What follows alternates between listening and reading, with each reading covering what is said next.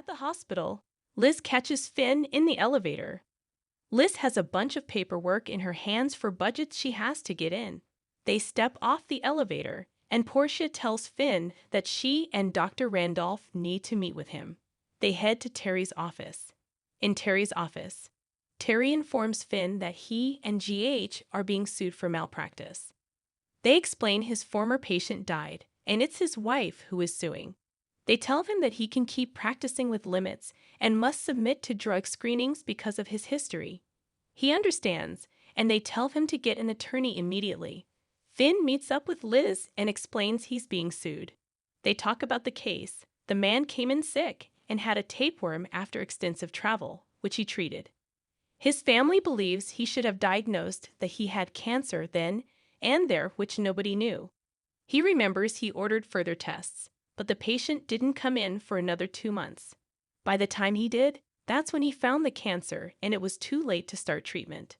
Liz is sure he didn't do anything wrong. Finn believes he didn't, but it may not matter. Liz promises to be there for him every step of the way, starting with going over all his patient notes. He thanks her and is lucky to have her. She knows but says it goes both ways. Back in Terry's office, she and Portia would hate to be in Finn's shoes, and this could end his career. Terry also says a lawsuit like this one could take GH down with Finn. Dante arrives at Austin's office to speak about Mason, but Austin has nothing else to say about his cousin. Dante suggests he listen. Danny brings up the fact he knows Mason has been sneaking people in to see his ER to be treated off the record, which could make him an accessory to any crimes they were involved in. Austin thinks he has no evidence and is fishing, but Dante has video evidence and staff statements. He could be facing going down for helping Mason kidnap Ava. Austin insists he helped save Ava the night Heather and Ryan showed up at Windermere, so why would he kidnap her? Dante still doesn't understand the exact nature of Austin's relationship is to Ava Jerome. Austin says they've been getting closer, that's all. Dan suggests Mason isn't smart enough nor capable of pulling a caper like this off alone, and perhaps Austin is the brains. Austin sternly says, no. Dan suggests he come up with the name of Mason's boss and save himself. He exits.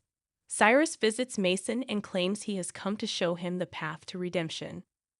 Cyrus tells him there is a deal in the works to drop the attempted murder charges against him, and he'll only face abduction charges as long as he claims he acted alone.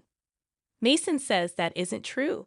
He ordered him to do this to force Austin to testify in his hearing and get him freed.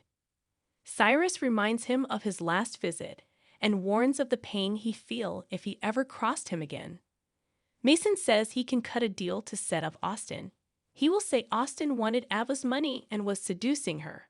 But when it wasn't working, Austin asked him to abduct her. He says Cyrus won't even need to be named. Cyrus smiles.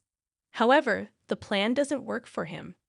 Cyrus assures Mason that Austin will get what he deserves in due time, and Mason will be very comfortable and well taken care of in Pentonville. Who knows, he may be up for release soon. Later, Liz gives Austin a note left for him. It says, "Don't be foolish, it can be deadly." He watches Cyrus exit Mason's room, and Cyrus smiles at him. Cyrus boards the elevator.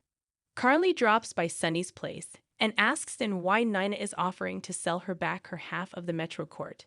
Sunny has no idea, but says they both have a lot going on. She thinks this is strange, and whatever Nina has going on, she'll find out what it is. She asks if Crimson is losing money, and if she needs the money for the magazine. Sunny doesn't think so, and money isn't an issue for Nina. He asks if she accepted the offer, where would she get the money? Carly says she can't run both places, and she'd have to choose. Plus, Bobby gave her Kelly's, and she likes it there. She also says she'd need to find a way to finance buying the Metro Court.